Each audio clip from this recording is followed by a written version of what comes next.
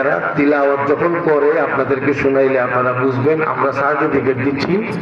নবী যেভাবে তিলাওয়াত করতেন, আল্লাহ যেভাবে তিলাওয়াত করেন, জিবরাইল আলাইহিস সালাম যেভাবে নবীর কলবের মধ্যে তিলাওয়াত ঢুকাইয়ে দিয়েছেন, আবু বকর, ওমর, ওসমান যেভাবে তিলাওয়াত করতেন, এই মাদ্রাসার যে হাফেজ যারা হয়েছে তারা হুবহু নবীর মতো করে তিলাওয়াত করে। কথা বুঝতেছেন নাকি ভাই? বলেন না এই কোরআন শরীফ এই ছেলেদের সিনার মধ্যে 30 পারা কোরআন, দিনেও পড়ে রাত্রেও পড়ে। এই কোরআন শরীফ এলাকার মসজিদে আছে না নাই? এলাকার ঘরে ঘরে কোরআন শরীফ আছে না নাই? কিন্তু বেশ কম আছে। মাদ্রাসার মধ্যে হইল আলহামদুলিল্লাহ সুবহানাল্লাহ, ঘরের মধ্যে হইল নাউজুবিল্লাহ ইন্না লিল্লাহ। কেন? 24 ঘন্টা এখানে কোরআনের আমল হয়, তিলাওয়াত হয়, পড়ার মানুষের অভাব নাই। মসজিদের মধ্যে অনেকে নামাজ পড়তে আসে কিন্তু তিলাওয়াত করবার মতো লোক নাই। ঘরের মধ্যে তিলাওয়াত করবার জন্য কোরআন শরীফ আছে, শোকেসের মধ্যে সাজায় রাখা হয়েছে।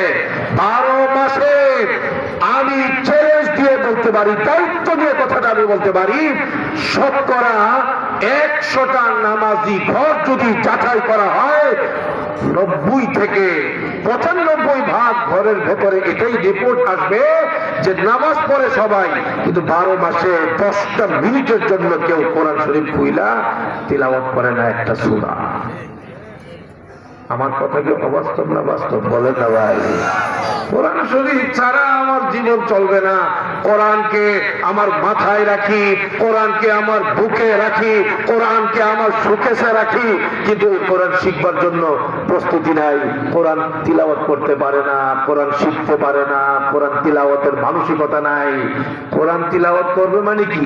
সূরা ফাতিহা পর্যন্ত সহি করে পড়তে পারে না, বিসমিল্লাহ পর্যন্ত সহি করে পড়তে পারে না। বিসমিল্লাহির রহমানির রহিম। বড় বড় নেতা দেখেন না, বক্তব্য দিতে আসলে কি কয়? ইসলাম কায়েম করুন, ইসলাম কায়েম করুন। পারে না কিচ্ছু ইসলাম সম্পর্কে। বাংলা পারে, অঙ্ক পারে, ইংরেজি পারে, ভূগোল পারে, ইতিহাস পারে, বিজ্ঞান পারে, নাচ পারে, গান পারে, খেলতে পারে, ফুটবল খেলতে পারে, সব পারে।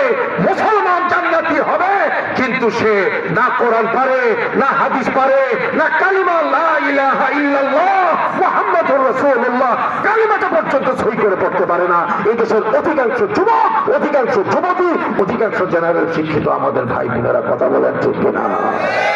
এটা আমার ব্যথা। এই ব্যথা নিয়ে আমি ঘুরতেছি বাংলাদেশে।